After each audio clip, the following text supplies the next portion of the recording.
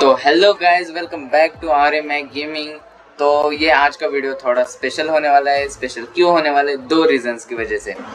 पहला रीज़न जो है कि मैं एक सीरीज स्टार्ट करने वाला हूँ जो होगी max and weapon review series, जिसमें मैं बताने वाला हूँ कि उस पर्टिकुलर मैक या वेपन को कैसे यूज़ करना है, उसको बेस्ट तरीके से कैसे यूज़ करना है, उसके स्टैट्स क्या है और भी बहुत सी चीज़ें। तो ये मैक्स रिव्यू सीरीज़ का पार्ट 1 होने वाला है, चैप्टर 1 होने वाला है। इसमें मैं बताने वाला हूँ ब्लिस फ्रॉस्ट के बारे में। तो इसमें मैं सब कुछ बताऊंगा कि ब्लिस फ्रॉस्ट को कैसे यूज़ करना है वगैरह वगैरह।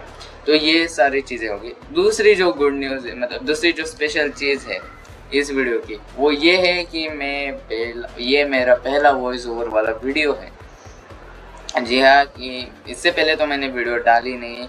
एक डाली थी शायद से मैंने ब्लिस फ्रॉस्ट अनलॉक होने की। तो अब बहुत दिनों बाद मैं ये लॉन्ग वीडियो डाल रहा हूँ और वो भी वॉइस ओवर के साथ। तो शायद थोड़ी बहुत गलतियाँ होगी ही, फिर भी मैनेज कर लेना। और अगर वीडियो पसंद आ जाएगी तो लाइक ज़रूर करना और ट्राई करना वीडियो एंड तक देखने का, क्योंकि प्लीज़ भाई ये मेरी फर्स्ट वीडियो है तो प्लीज़ सपोर्ट तो दिखा ही देना अपना। तो चलो वीडियो को स्टार्ट करते हैं। तो गाइस, हम अब ब्लिस फ्रॉस्ट के बारे में बात करने वाले। तो ये रहा वो वेंगा। मतलब मेरे ओपिनियन से देखो तो मतलब ये सीरियस बात बोल रहा हूँ कि अब हर किसी का ओपिनियन अलग होगा, लेकिन मेरा जो व्यू है उस हिसाब से मुझे ब्लिस फ्रॉस्ट जो है वो टॉप 5 मैक की कैटेगरी में मैं उसे लिस्ट करता हूँ। अब आपका क्या ओपिनियन है वो हर बंदे के पॉइंट ऑफ व्यू से अलग अलग होता है, तो उस पर डिबेट ना ही करे तो अच्छा है। लेकिन हाँ, ब्लिस फ्रॉस्ट बहुत अच्छा मैक है। अब अगर आप देखोगे तो मेरा तो 6 स्टार लेवल 2 का है, आप देख ही सकते हो। तो पहली बात तो हम इसके एबिलिटी के बारे में देख लेते हैं। अब अगर हम इसके स्टार ग्रोथ को देखेंगे तो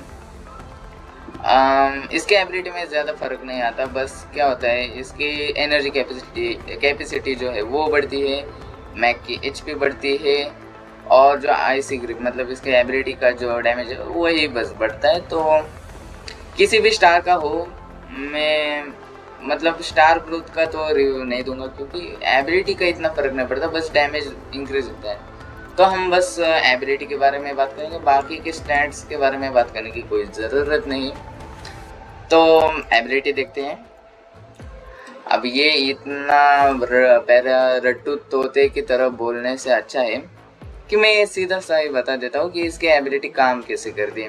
तो इसकी एबिलिटी का नाम आईसी ग्रिप है, ये तो सबको ही पता है। तो यहाँ पहले क्या बताया, create a zone that freezes enemy and make Bliss Frost immune to stasis effect.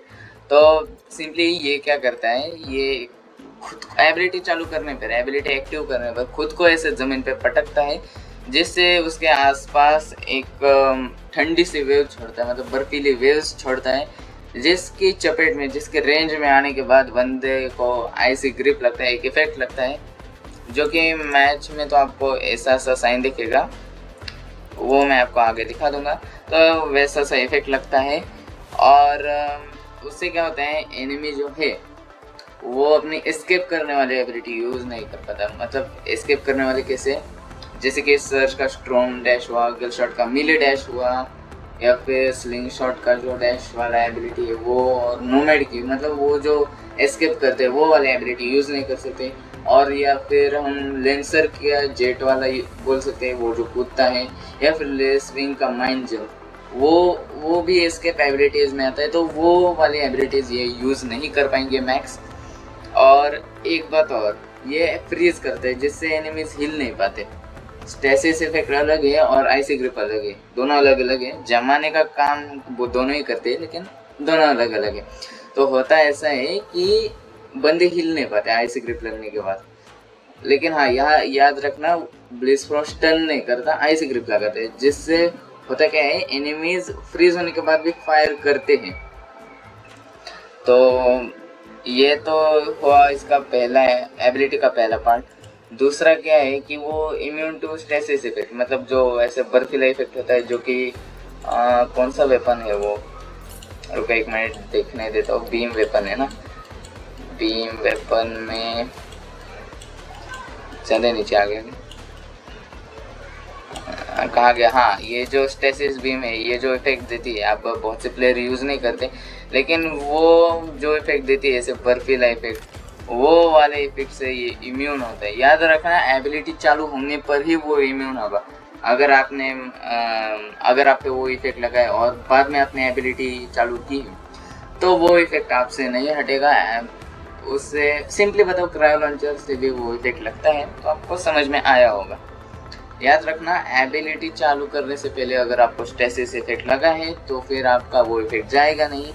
Ability चालू होते वक्त, एबिलिटी चालू होने पर ही जो आपको इफेक्ट लगना चाहिए वो इफेक्ट नहीं लगेगा।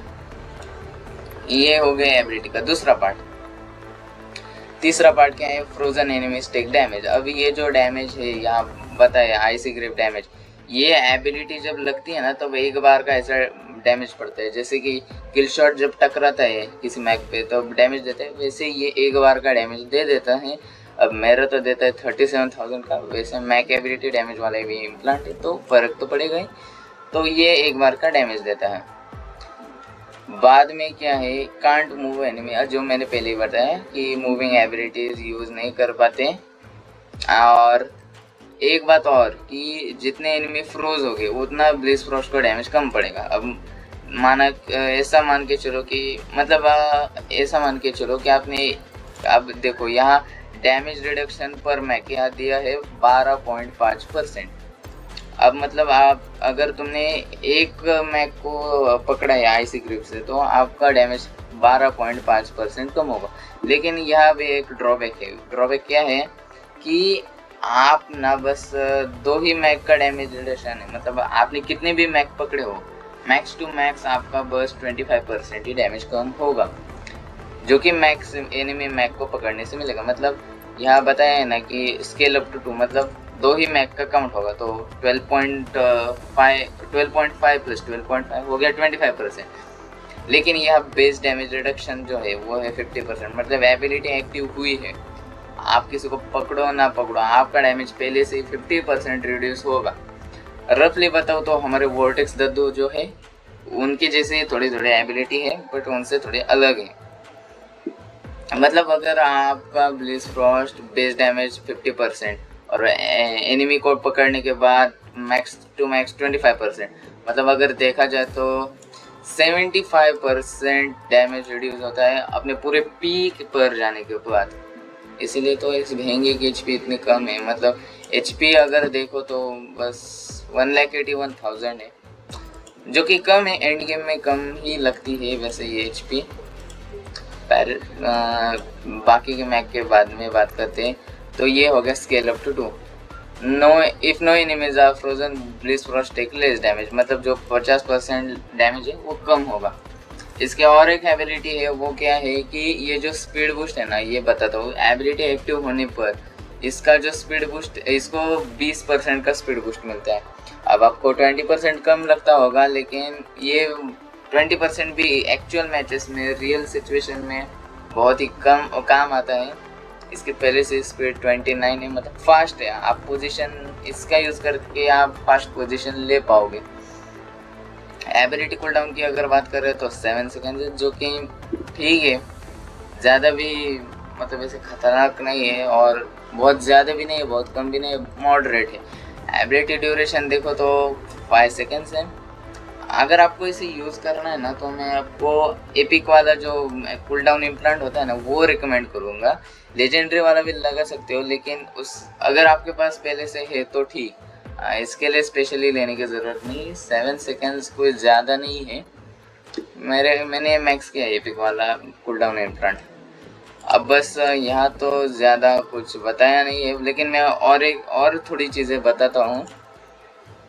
सीन क्या है ना कि ये ब्लिस फ्रॉस्ट की जो आइसी ग्रिप एबिलिटी है ना, ये वॉल के आर पार भी काम करती है। मतलब अगर बंदा वॉल के पीछे है और आपने एबिलिटी यूज़ की तब भी आपकी एबिलिटी उसे लगने वाली है।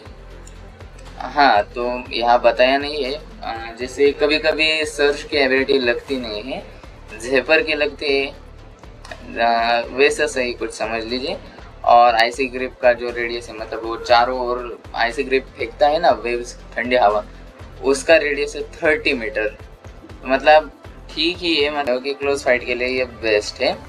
बाकी उसकी एक और एबिलिटी है जो कि यहाँ बताई नहीं है, शायद बताई भी होगी, मैंने ठीक से देखा नहीं होगा। तो सीन क्या है ना, ये जो है ये स्टील्थ मैग जो है, जैसे कि हमारे फिलहाल अभी के लिए तो हो गए टेंग्यू का, शैडो का, इक्लिप्स का, ये जो स्टेल्थ इफेक्ट यूज करते हैं उनका स्टेल्थ इफेक्ट भी ये निकाल देगा।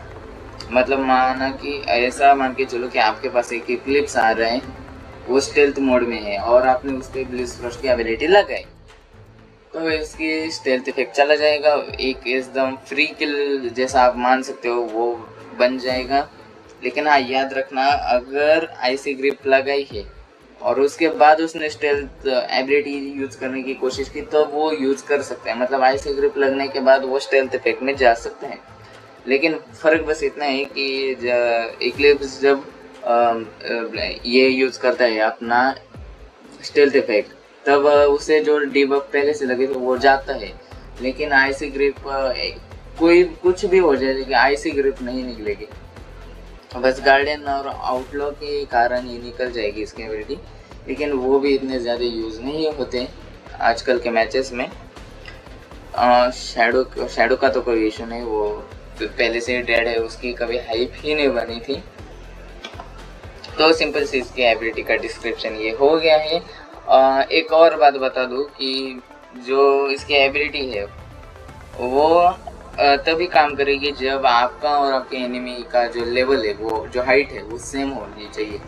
आपके मैक के ऊपर भी नहीं होना चाहिए, आपके मैक के नीचे भी नहीं होना चाहिए एनिमी, क्योंकि ब्लिस फ्रॉस्ट की एबिलिटी है वो स्ट्रेट लाइन में काम करती है, स्ट्रेट लेवल पे काम करती है, मतलब सामने सामने काम करती है। सिंपल भाषा में बताऊँ तो यही था इसका रिव्यू में। ओके गाइस, तो मैंने यहाँ अपने दोस्त को बुला लिया है ब्लिस फ्रॉस्ट के डेमोन्स्ट्रेशन के लिए। तो यूजी भाई इधर आ जाइए,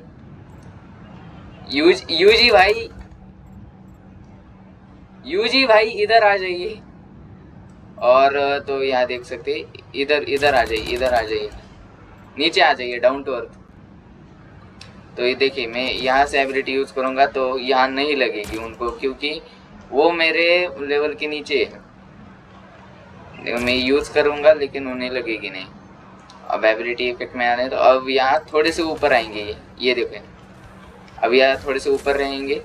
यहाँ आ जाओ, यहाँ आ जाओ, या थोड़े से ऊपर रहेंगे।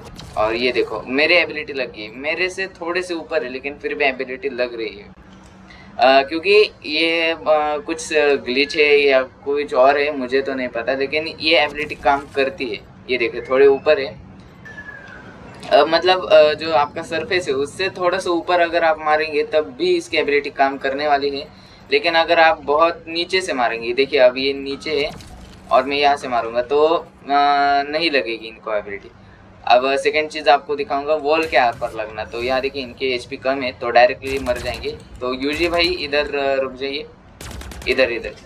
अब मैं वॉल के उस तरफ जाऊंगा। अब देखिए ना, यहाँ से एबिलिटी मारी और ये मर गए, मतलब इसकी एबिलिटी वॉल के आर पर भी लग जाती है, उसका कोई इशू नहीं है।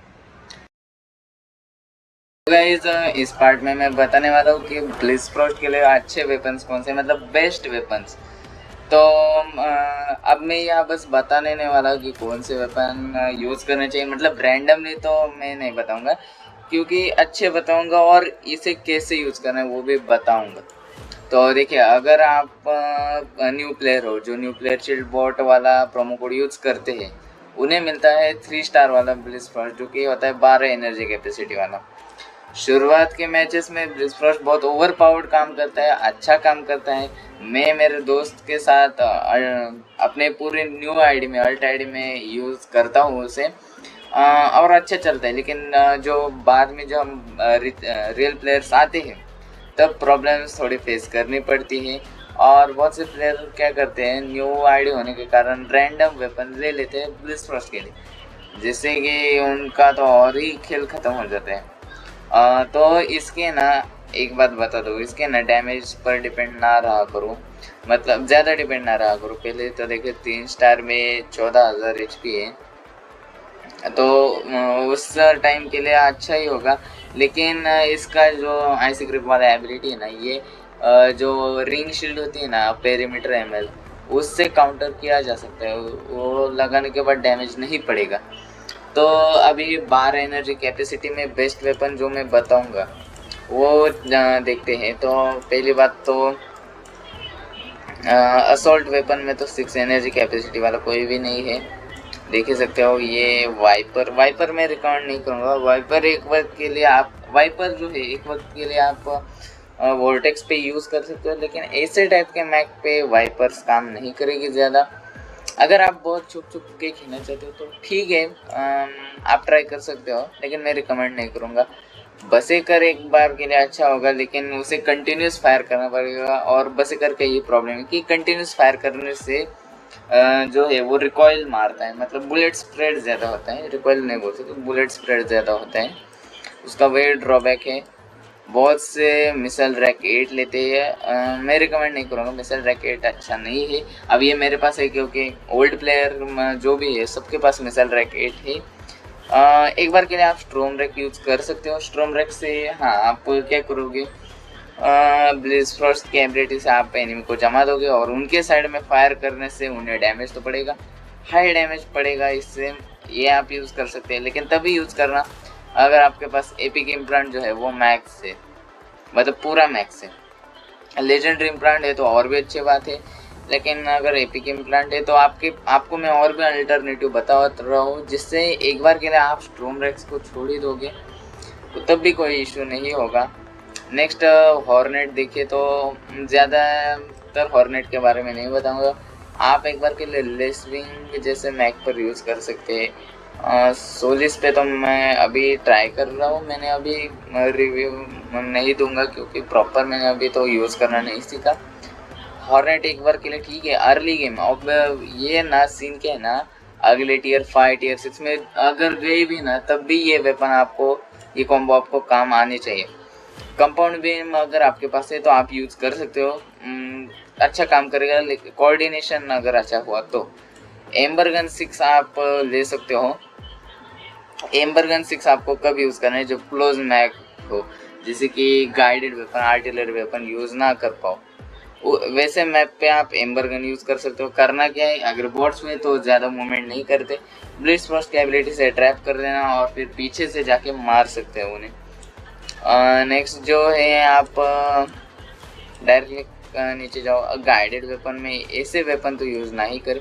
क्रायो लॉन्चर एक यूज़ कर सकते हो। मैंने मेरे दोस्त के आईडी पे मैंने क्रायो लॉन्चर ट्राई किए थे, अच्छे चले। मेरा एक्सपीरियंस तो क्रायो लॉन्चर से अच्छा ही आया था, कोई खराबी नहीं है, अच्छे से काम करता है, हाई डैमेज होता है। अगर आपके सामने बंदा आया भी तो आप कवर में रह के मार सकते हो क्रायो लॉन्चर से। एक और वेपन है जो यहाँ, हाँ जेमिनी 6 आप यूज़ कर सकते हो। जेमिनी 6 और ब्लिज फ्रॉस्ट, जेमिनी और ब्लिज फ्रॉस्ट का कॉम्बो तो एकदम मतलब बहुत ही मस्त है, आप ज़रूर ट्राई करना। डिस्क लॉन्चर 8 मैंने सबसे पहले उस पर ट्राई किया था, लेकिन उतना अच्छा नहीं चला। डिस्क लॉन्चर का रीलोड स्पीड ज़्यादा है ना, तो ये कुछ मैंने वेपन्स बताए, ये ट्राई कर सकते हो। अगर आप बहुत ही एक्सट्रीम लॉन्ग रेंज पे खेलते हो तो एक बार के लिए टेट्रा राइफल यूज़ कर सकते हो, लेकिन वो क्रेडिट्स वाली यूज़ करना, सारे तो क्रेडिट्स में आते हैं, बस 12 और 16 जो है वो कॉइन्स में आते। टेट्रा राइफल एक बार के लिए ले सकते हो। और एक जो है कि अगर आप एम्बर गन के साथ सेटिस्फाइड नहीं हो, रिवोकर भी यूज़ कर सकते हो। बहुत से बंदे शॉर्ट मैप पे रिवोकर यूज़ करते हैं, मैंने कुछ हैंगर शोडाउन में भी देखा है। और कौन सा वेपन बताऊँ, हाँ ओवर ड्राइवर भी यूज़ कर सकते हैं। वैसे ओवर ड्राइवर मैंने भी यूज़ किए हैं, और अगर आपने मेरा अगर थर्ड प्रीसेट जो है ये देखा तो देखिए मैं यहाँ ओवर ड्राइवर 10 यूज़ कर रहा हूँ, अच्छा चलता है ओवर ड्राइवर भी, कोई इशू नहीं है, मस्त वेपन है वो भी। आप शॉर्ट रेंज में मिड रेंज में ट्राई कर सकते हो, ओवर ड्राइवर से भी अच्छे ही आते हैं। बाद में आप लेकिन तब यूज़ करना जब आपका 16 एनर्जी कैपेसिटी का हो। एक बार के लिए रैंक अप तो करना पड़ेगा, और हाँ, वैसे ब्लिज़फ्रॉस्ट के ब्लूप्रिंट नहीं मिलते। अर्ली गेम में आप यूज़ कर सकते हो जो मैंने ये वेपन्स बताए, एम्बर गन हुआ, क्रायो लॉन्चर हुआ। आप बहुत ही अगर न्यू हुए ना तो ब्लिज़फ्रॉस्ट लेने के बाद ना मैं तो रिकमेंड करूँगा आप पहले क्रायो लॉन्चर लीजिए, क्योंकि एम्बर गन बाद में ज़्यादा डैमेज नहीं दे पाते। अभी मैंने देखा है कि मैं डिवीज़न 5 पे पहुंचा था, मतलब सोच ही सकते हैं मैंने कितना खेला है। और नहीं देते, एम्बर गन 6 इतना डैमेज नहीं दे पाते उस टाइम, एम्बर गन 8 चलती है बस उस टाइम पे। तो यही कुछ वेपन्स है जो मैंने आपको बताए थे। जेमिनी अब तभी जेमिनी का भी अच्छा है, डैमेज बहुत ज़्यादा है, उसको भी एक बार नर्फ मिलना चाहिए, अब क्या पता अगले साल ही मिलेगा शायद से। तो पॉडगन मैंने मतलब यूज़ तो नहीं की कभी ब्लिज़फ्रॉस्ट पे, और करना भी मत, क्योंकि पहले ही 100 मीटर तक ये ऑटोमेटिक टारगेट करता है वैसे, और डैमेज भी कम है इसका। अगर इनमें पूरा आपको चिपक के आ जाए, सीकर वीकर आ जाए तो भैया आपके तो लगने वाले ही है। तो और ये पॉडगन कोई भी मैक पर चल जाती है, लेकिन ब्लिज़फ्रॉस्ट पे इसे यूज़ ना करिए। नेड लॉन्चर भी ठीक है, लेकिन नेड लॉन्चर आप डायरेक्ट 10 ले सकते हो, एक क्रायो लॉन्चर 10 ऐसा ले सकते हो। नेड लॉन्चर अकॉइंस से मत ही लेना, भले ही डैमेज ज़्यादा है। अगर क्रायो लॉन्चर 6 और इसे कंपेयर करें तो डैमेज थोड़ा बहुत ज़्यादा है। बस क्रायो लॉन्चर को 2-3 बार अपग्रेड करो, बन गया नेड लॉन्चर जितना ही बन जाएगा, और ऊपर से क्रायो लॉन्चर का कदर फ्रीज करता है। तो ये कुछ वेपन्स है जो मैंने आपको रिकमेंड किए थे, यही कुछ वेपन्स है जो मैंने आपको बताए थे। ये वेपन्स आप यूज़ कर सकते हो, जिससे ब्लिज़फ्रॉस्ट आप अच्छे से यूज़ कर पाओगे, मतलब कतई डेंजरस यूज़ कर पाओगे। उसके साथ भी कुछ टिप्स दूंगा जिससे कि और भी अच्छे से वेपन यूज़ करोगे। बस ना ये जो वेपन मैंने बताया ना, इसमें एक कॉमन रूल जो है ना वो आपको करना क्या है, कॉमन रूल फॉलो करो कि ना आप डायरेक्ट ही मत फायर करने लगना, मतलब पीक रह के फायर करो। अब क्रायो लॉन्चर से तो कवर से भी फायर कर सकते हो थोड़ा बहुत, उसका कोई इशू नहीं, लेकिन एम्बर गन से डायरेक्ट बाहर जाकर मत मारना। आपको सिंपल ट्रिक बताता हूँ कि पहले एनिमी को फ्रीज करो और फिर उन्हें मारो, जिससे कि आपको एमिंग भी प्रॉपर हो जाएगी, और जो एनिमी को डैमेज पड़ेगा उसके एबिलिटी से वो भी ज़्यादा ही होगा, मतलब आप टोटली बहुत ज़्यादा बर्स्ट डैमेज दोगे उसे। और अगर एक और चीज़ आपको बताता हूँ, अगर आप स्ट्रॉम रैक यूज़ करोगे ऐसे मिसाइल वेपन जो कि रेडियस डैमेज देते हैं, वैसे मिसाइल अगर आप यूज़ करोगे ना तो आप सेटिंग्स नहीं कंट्रोल्स में ना ये जो मिनिमल एम असिस्ट है ये यूज़ करना। अब मैं ज़्यादा मिसाइल वेपन यूज़ नहीं करता, इसलिए मैंने वाइड टारगेट ले रखा है, लेकिन आप मिनिमम ही लेना जब आप मिसाइल यूज़ करते हो। तो यही था आपके लिए वेपन सजेशन। अगर आपको कोई डाउट है तो आप कमेंट्स में पूछ सकते हैं। तो गाइज आ गए हैं हम लास्ट पार्ट में, वीडियो के लास्ट पार्ट में। तो इस पार्ट में मैं बताने वाला हूँ कि ब्लिज़फ्रॉस्ट को कैसे यूज़ करना है, उसका गेम प्ले टिप्स दूंगा, और प्लेयर्स क्या गलती करते हैं वो भी मैं बताने वाला हूँ। तो ये देखा मेरे सामने आ गया बॉट, और पहले तो मैं ओवरड्राइव यूज़ करूँगा। जेमिनी बहुत ही पावरफुल है, उससे तो एक ही शॉट में मर जाएगा, शायद से इम्प्लांट से नहीं होंगे, मॉड्स में नहीं होंगे। तो ये देखना, पहले तो अगर आपको बंदे नहीं दिख रहे होंगे तो पहले तो चुप चुप के करना। ये मैं 5v5 में बता रहा हूँ, सीपीसी में टोटल अलग ही सीन होगा। तो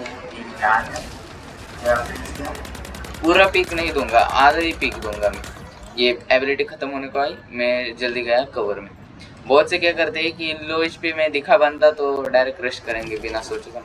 ओके, उसे डैमेज दिया, और यह देखिए मारा बिना एक भी एचपी का डैमेज लिए मैंने उसे मारा है। अब ये बॉट था इसीलिए, रियल प्लेयर होता तो सीन अलग है। उस पे भी मैं ये यूज कर रहा हूँ क्या, जेमिनी नहीं यूज कर रहा। जेमिनी होता तो ऐसे कवर से भी मार देता। ये देखिए ये रिपीटर लेके आ गए, इसे फ्रीज किया, कवर से थोड़ा बाहर आके मारा, ऐसे हाफ पीक दे के मारो। अब एबिलिटी खत्म, कवर में गया, मेरा पेरीमीटर एमएल टूट गया। अब यहाँ ये देखिए, अब मारा, ये देखिए इजी किल, इजी किल। ज़्यादा भी ऐसे प्रेशर मत देना खुद को, इजी किल हो जाता है। अगर शॉटगन यूज़ कर रहे हो तो ऐसे मारो, ऐसे रिवोकर होगा तो ऐसे ऐसे ऐसे ऐसे ऐसे मार सकते हो। अब ये देखिए फिर से आ गया है, इस बार पैंथर है। देखिए अब ये स्टेसिस बैरियर यूज करेगा या नहीं। ये देखिए यूज किया, अब यहाँ मैंने एबिलिटी यूज की। ये देखिए स्टेसिस बैरियर का कोई भी इफेक्ट नहीं पड़ रहा, स्टेसिस इफेक्ट ही नहीं लग रहा। अब लग गया, क्यों? क्योंकि मेरी एबिलिटी खत्म होगी। अब यहाँ देखो मैं मार खा सकता हूँ, इसके पास गुरो भी में। वो अलग बात है कि उसके चालू होने से पहले मैंने किया। ये देखिए अब ये डोमिनेट ही होगा। ये एक डेथ वॉकर है, ये देखिए इसे इसे इसे मार देता हूँ। ये देखिए एबिलिटी चालू की, लेकिन मेरी भी एबिलिटी खत्म हो गई। ये ड्यूरेशन खत्म होने के बाद देखो डैमेज कितना पड़ा। वो भी उसकी टेट्रा राइफल पूरी चार्ज नहीं थी, वरना मैं तो गया ही हो। तो इसे आपको करना है, डायरेक्ट पीक नहीं देना है। डायरेक्ट अगर आप पूरा ऐसे एबिलिटी चालू करेंगे तो पूरा बाहर आकर मारोगे, फालतू का बहुत ज़्यादा डैमेज पड़ेगा और उससे आपका ही लॉस है। अगर बंदे ने देख लिया तो ख़त्म है फिर। ये देखो ये पूरा अटका है, और ये देखो ये थोड़ा जिगल भी देना है आपको, जिससे अगर उसके पास मिनिमल एम असिस्ट है तो फिर उससे हार्ड जाएगा मारने के लिए। अब यहाँ देखिए वो लो HP पे है, मैं ज़्यादा टेंशन नहीं लूँगा। ये एबिलिटी से उसे डैमेज दे दिया। अब ये देखो 3 सेकंड, ये बस मेरे पास 3 सेकंड में खेल ख़त्म। ऐसे ही आपको करना है, ज़्यादा पीक नहीं देना है। ओपन मैप हुए तो आप पे गाइडेड वेपन आएगी ही, तो उससे थोड़ा सा बच के रहना है। ये देखिए ये ओरमन भी जो स्टेसिस इफेक्ट देता है, इससे भी मुझे कुछ फर्क नहीं पड़ेगा। तो ये अब आपको यह भी दिख भी रहा है कि ओवर ड्राइवर को कैसे यूज़ करना है। अगर मान के चलो कि आपके पास स्ट्रॉम रैक्स है तो करना क्या है, ये दिखाता हूँ। देखो यहाँ ये देखो ये क्रायो लॉन्चर चला रहे, ये देखो यहाँ लग गया। आपको जो ये होता है आपका स्ट्रॉम रैक्स, वो इसे साइड में मारना है, पूरा भी बाहर नहीं आना है, साइड में मारना है। ये देखो ऐसे ऐसे साइड में आके मार रहे हैं, ऐसे स्ट्रॉम रैक्स की बात कर रहा हूँ, ऐसे कोई मिसाइल वेपन्स की।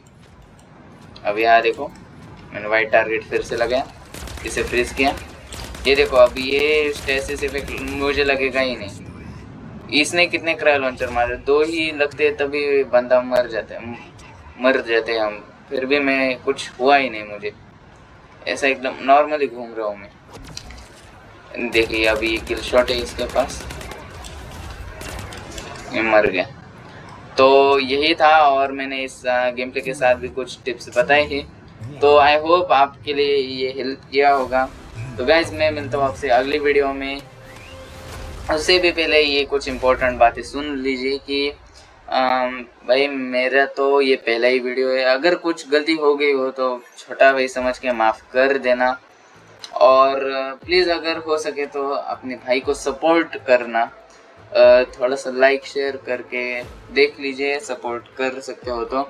और जिसके पास भी ये ब्लिस फ्रॉस्ट है उसको भी ये वीडियो शेयर करो, कम से कम वो तो सीख ही लेगा। अगर नहीं खेलता है टीम के लिए हेल्प करेगा, और वैसे भी ब्लिस फ्रॉस्ट सोलो प्ले के लिए नहीं है, वो टीम मेंबर्स की हेल्प करने के लिए है। वो एक यूनाइटेड वर्क करने के लिए, एक साथ खेलने के लिए है। तो यही था आज की वीडियो में। अगर मेरे से कुछ पार्ट मिसिंग हुआ है, कुछ अगर आपको डाउट है तो वो भी बताना। और आपको कुछ किसी मैक या वेपन का अगर आपको रिव्यू चाहिए तो प्लीज़ बता देना, कि क्योंकि मैं कर ही लूँगा।